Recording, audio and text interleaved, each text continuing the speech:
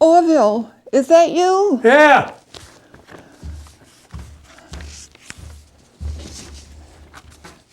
Now, before you went downtown to have coffee with you and your buddies, did you get a chance to look at this? Yeah, I did. I also picked up another copy because I know you're going to mark ours up with all your red underlining, arrows, exclamation points. Well, Me, I like a clean copy. Well, yes, okay. Well, what was the first thing you noticed? First thing I noticed is you still got your hair up in them curlers, them rollers. Oh, well, yeah, but you know, I knew that this proposal was going to be in today's mail, and so I was really anxious to see it. Yeah. So we'll have to talk about this on a show next week. True. I mean, first of all, we already knew about the setting up this 13-member council. The question is, what do they have power to do? And it says right here on page 7, it says the council will have the power to appoint their people to the planning board and the zoning board. So you're saying that these people who get appointed to the planning board and the zoning board will know what they're supposed to do. Yep, got that right. And then they'll probably come back with recommendations that the council can then approve. Mm-hmm. Well, sounds like a power grab to me. So probably the people who get elected to the council won't worry about taxes. I don't think so. Yeah, well, you know, I was looking to see what the town manager would be busy doing. He is supposed to make committee appointments, check over the work of different departments, think up things to bring before the council. He will have his hands full. Or maybe it will be a she. But neither one will have the power to veto what the council votes to do. Nope. Remember when Mayor Nakowicz in Northampton vetoed the regulations that the council made about security cameras in their downtown? Yeah, I remember that. Town manager can't do that. Of course not. Council hired him, or as you like to say, maybe her. In either case, they can hire that person as they see fit. Okay, so what did Big Al and Williston and the other guys have to say? Well, they hadn't read it, but they got 3 or 4 of those glossy postcards from that pro-charter group. And so when we started off, there were 3 maybes and 1 pro. Then I started telling them all that stuff about appointing the planning board and the zoning board, and minds got changed. When I left, it was 4 against, including me, and 1 rock hard maybe. 1 rock hard maybe. Yeah? I bet I know who that was. Orville, these guys pay taxes just like we do. They need to keep up with what's going on in town. And as soon as I finish my coffee, I'll get my hair fixed right and go see Minnie and tell her about this. And you should tell the guys at that veterans place, too. I think we both will. Come in, it's open.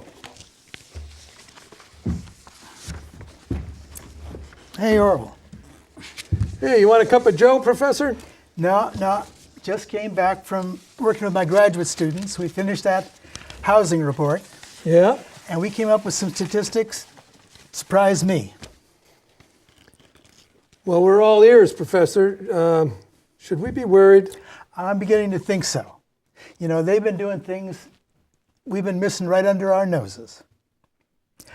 There are rental properties in this town owned by people outside of town. In fact, over 400 people outside of Amherst own rental properties in Amherst. 400, you say? Yeah.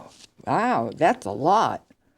Well, Why are people buying houses here if they don't even want to live here? Well, rental properties are a boom all over the country, and people can get 6% on their investment. Oh, that's a lot. Hold on, that's way more than we get on our CDs at the credit union. Yeah, more than you get on stocks and bonds, and more than you get on mutual funds. Whoa, that's a... No, All right. the fact is, we live in a town where there's more demand than there is supply. And that rental report we had back in 2015 says we have an unhealthy rental market because there's such a heavy demand and such a small supply. Well, why did they land here in Amherst? Well, it's a college town, you know, and 40% of those students up at the university don't have room to live up at the university. So they're looking for rent any place they can get one. Yeah. Fact is, most landlords would rather bring in students at $1,000 a clip than try to get a young family that can't pay anything near that much. Oh, so they charge them by the room. Yeah, exactly. $1,000 a room. Exactly. Okay. So where are these houses? Near the university, probably. Well, no, they're all over town. On High Street where I live, there are 6 totally rental houses. That many? Yeah. Wow. I bet these investors don't care much about what happens in Amherst, do they? Now, the only thing they're worried about is their return on investment. Fact is, well, look, you remember 2015 at the town meeting where they tried to change the zoning on that apartment on the corner of his house, wasn't it? Yeah, you Corner- remember that. Oh, I do, yeah. Corner of Butterfield Terrace and North Pleasant? Yeah. Yeah, well, town meeting turned him down because it was in a residential district. But this new charter goes through. That council can change the zoning any place they want, anytime they want. And some developers are going to take down a little house and put up an apartment building. I bet they Yeah. will. Yeah. Wow. Well, that doesn't bode very well for the town. Isn't that what they mean when they talk about high density? Yeah. Here's another fact you might find interesting. Landlords in general take about $92 million a year in rents in Amherst. More than half of that goes out of town. Whoa. Half of 92 million? 47 million goes out of town. Now, some of that comes back in property taxes, but that's a lot of money leaving town. You can say that again. So that means that money is not being spent here in Amherst for our economy here. Exactly. People making a nice buck out of Amherst. Yeah. Well, let me ask you something, Professor. Talking with my buddies down there at the Chat and Chew this morning, somebody pointed out money, you know, and you've got that pro-charter group, what do they call, Amherst for All? Yeah. Well, they're sending out avalanches of postcards. They've got ads in the paper all the time.